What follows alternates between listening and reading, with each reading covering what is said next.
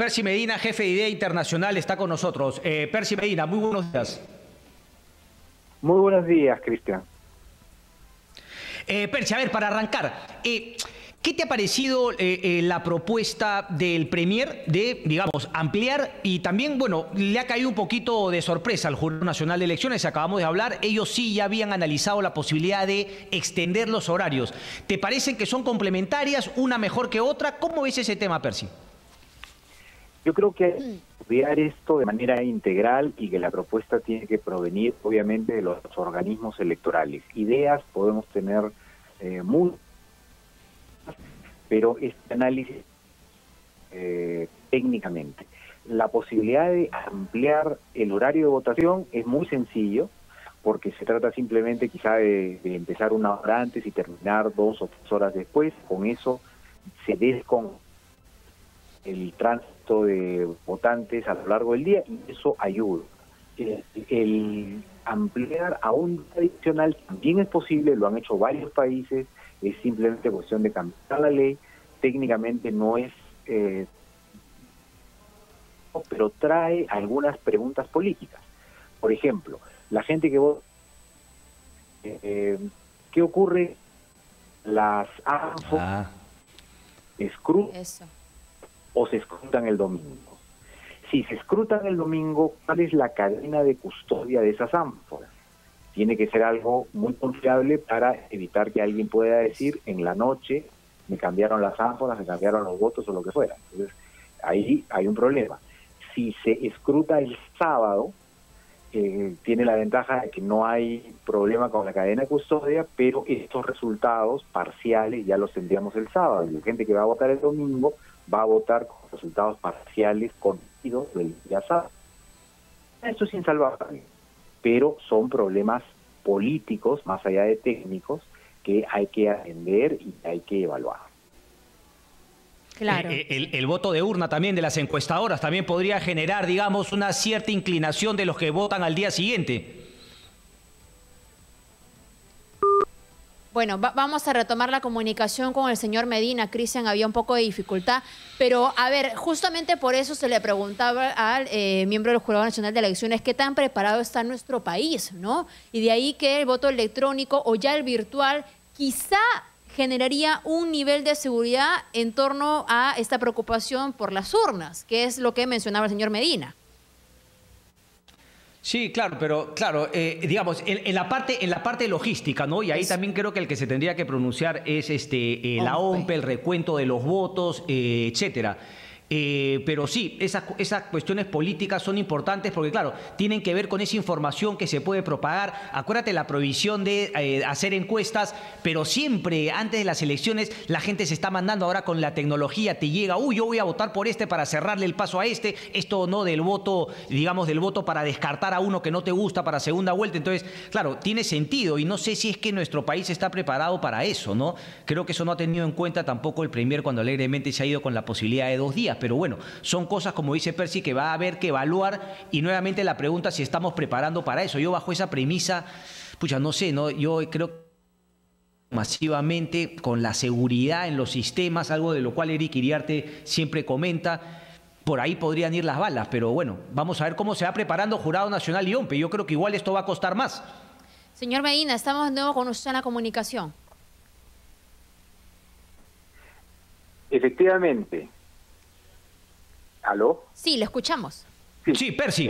Sí, no, se nos cortó porque yo también te comentaba que el tema de las encuestadoras, también el voto de urna, digamos, también podría generar este tema de que la gente se va informando y va direccionando el voto de alguna u otra manera. Eso habría que salvaguardarlo. Sin duda, habría que establecer, por ejemplo, que si hubiera el caso de una votación en 2 días, al final del primer día sigue el silencio de las encuestas, claro. No se puede difundir ningún boca de urna, ¿no? Claro. Obviamente esa sería una seguridad básica, pero creo que hay que pensar un poco el tema y si es que se lograra el mismo efecto con la votación en un solo día, en un horario extendido, eso nos traería menos problemas, sería mejor. Ahora, hay otros criterios a tener en cuenta, como por ejemplo que los espacios sean ventilados, que sean más amplios, no se podría hacer en aulas cerradas como se ha hecho en el pasado, quizá habría que buscar espacios abiertos, donde haya una circulación más eficiente, pero eso es algo que se puede hacer y es algo que la OMP está en condiciones de hacer. Claro, y ahora... ¿Conoces de algún país, perdón Fátima, que haya hecho alguna votación en 2 días? ¿Algún caso que nos puedas comentar? Sí, se ha hecho en algunos lugares, estableciendo, por ejemplo, que la votación del primer día es una votación de algunos sectores, no es la mitad del país, ¿no? No es por ejemplo, decir que las mujeres votan un día y los hombres otro, o de la A a la M votan un día y de la M no. Pero sí, por ejemplo, establecer que las personas vulnerables pueden adelantar el voto, o las personas que por alguna razón no pueden ir al local de votación y votan de manera remota en centros hospitalarios o lo que fuera, pueden adelantar el voto, eso sí. Ahora, al ser un voto en porcentaje poco significativo, también políticamente tiene menos impacto. Eso se puede evaluar, ¿no? Ahora, ampliación de horario o que sea 2 días implica también el esfuerzo, y esto es ir un poco al detalle quizá, pero también de los miembros de mesa, ¿no? Que no siempre, digamos, hay este compromiso, más bien tratan de llegar más tarde o simplemente no acudir. Hablaríamos de más de 8 horas con la mesa abierta. ¿Cómo se podría manejar eso? ¿Qué alternativas tendríamos en estas situaciones? Un tema importante a considerar aquí es la propuesta que ha hecho la OMP de poder pagar a los miembros de mesa, porque sobre todo si es que va a haber un horario extendido y se les va a pedir un esfuerzo adicional, el estar de 7 de la mañana a 6 de la tarde o algo así, estamos hablando de 11 horas, lo ideal sería pagar por ese servicio, y que la paga incluya el haber participado de la capacitación y además de haber tomado la capacitación, el estar puntual en el local de votación para abrir las mesas a tiempo, claro, y cerrarlas a tiempo. Ahora, y eso debe dar lugar a una remuneración. ¿Por esta oportunidad particular o ya tendría que ser una costumbre? La propuesta de la OMP es que sea una costumbre y no está mal, pero si no se quiere tomar decisiones definitivas, quizás se puede tomar una decisión por esta vez y probar cómo nos va. Correcto. Correcto. Percy, ¿es quizá la circunstancia, digamos, esta circunstancia de pandemia, una oportunidad para impulsar con más fuerza el uso de las tecnologías en nuestro sistema electoral? Hablo voto virtual, el voto electrónico, estas posibilidades. ¿Es factible? El voto electrónico no presencial es una buena opción para las elecciones internas de los partidos, porque mejoraría el estándar actual de esas elecciones internas que se hacen de manera poco profesional y con muchas dificultades, incluso presupuestales. Entonces, voto electrónico no presencial es decir que cada elector recibe un código y desde su propia computadora entra a una aplicación y vota. Eso es una buena opción, pero para elecciones internas de los partidos. Para una elección general es muy difícil. Y yo creo que no estamos en condiciones de plantearlo en este momento porque el acceso a computadoras y incluso los mecanismos de verificación, en fin, no han avanzado al punto que podamos plantearlo para las elecciones generales. Para las elecciones generales creo que hay un cierto consenso también entre los técnicos en el sentido de que lo que hay que hacer es aplicar medidas sanitarias al procedimiento que ya conocemos, que es el voto presencial manual, digamos, ¿no? Okay.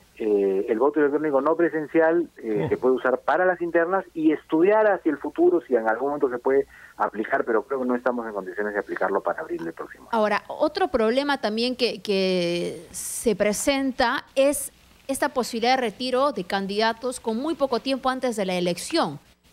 ¿Alguna alternativa para evitar, digamos, este tipo de problemas? La legislación ya ha contemplado un plazo para los retiros que es diferente del que hemos tenido en el pasado, porque recordarán que en la última elección tuvimos, no sé si 8 o 10 candidatos que al ver que no iban a pasar la valla e iban a perder la inscripción partidaria, decidieron retirar su candidatura 15 días antes, 10 días antes del día de la elección. Eso ya no puede ocurrir. quienes estén en una posición desventajosa en las encuestas, pues tendrán que sufrir las consecuencias de ello, que es perder la inscripción y seguir hasta el final, ¿no? Correcto. Bueno, ya es tiempo también de depurar un poco estos cascarones que hay, que se hacen llamar partidos políticos. Esa era parte también de la reforma. Eso es muy importante, porque lo que no puede ocurrir es que se mantengan 25 inscripciones en el registro partidario cuando muchas de esas organizaciones ya no tienen vigencia o no tienen vida activa, ¿no? Entonces, uno de los sentidos de la valla electoral es ir depurando elección tras elección ese registro, es decir, que queden aquellos que tienen verdadera fuerza electoral, apoyo ciudadano, y que se vaya renovando, que entren nuevos, que recogen elementos de la nueva política, y que aquellos que ya están fuera, digamos, del apoyo ciudadano dejen el registro. Ahora, se avisó también, por ejemplo, esa propuesta que hizo el señor Guzmán invitando a Forsyth y al señor del Solar también a postular. Acláranos, por favor, ¿cuánto tiempo tiene que estar la persona inscrita, invitada? O sea, ¿cómo se ha quedado ese mecanismo para aquellos que puedan postular en un partido político para evitar los vientres de alquiler, no? No hay, lamentablemente, un plazo para ello, porque se puede invitar personas, digamos, no hay un límite para los invitados. Ahora, yo tampoco estoy planteando que sea obligatorio que todos sean afiliados, porque entiendo que que haya cierta flexibilidad de invitar ayuda a oxigenar la política y a muchas cosas. El problema es que eso se lleve al extremo, ¿no? Cuando no es que invitas a algunas personalidades a ser parte de la lista parlamentaria, sino que el partido se convierte en una etiqueta que vende espacios o que es un vientre de alquiler. Eso es lo que habría que evitar.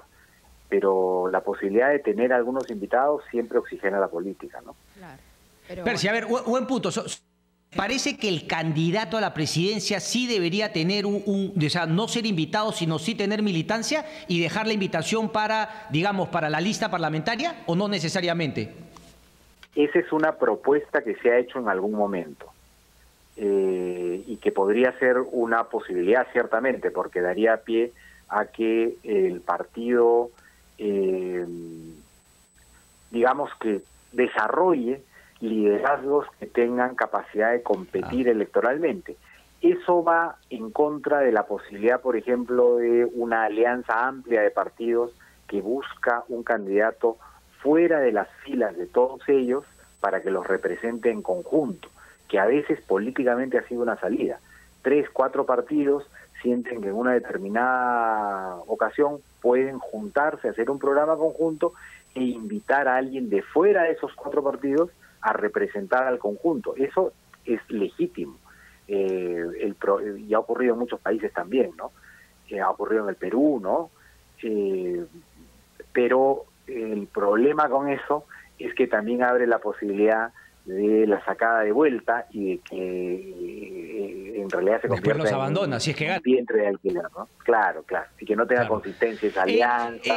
Percy, yo te quería preguntar, porque IDEA también ha estado muy pendiente de toda la reforma política, entonces quería un poco tu opinión, bueno, más o menos no deduzco, pero igual nos las das respecto de todo lo que ha pasado y sobre todo qué visos de solución ves. ¿Por dónde crees que debería ir la solución para que esta pseudo reforma que se viene trabajando en el Congreso pueda ser algo realista, algo real, que ayude a mejorar el sistema? Bueno, en el Congreso se ha avanzado algunas cosas, se han dado algunas normas interesantes, como por ejemplo la de la paridad, la primera votación de los impedimentos para candidaturas, y creo que eso está muy bien. En el caso de la reforma constitucional sobre inmunidad, creo que hay un consenso en que se apresuraron y han dado una norma que no tiene consenso y que, según hemos visto en la reunión del Consejo de Estado ayer, hay también un acuerdo en que eso tiene que revisarse. Ojalá que se haga, hay tiempo para eso, felizmente, porque se puede votar en una primera votación en esta legislatura y en una segunda votación en la próxima. O sea, no está perdido el asunto.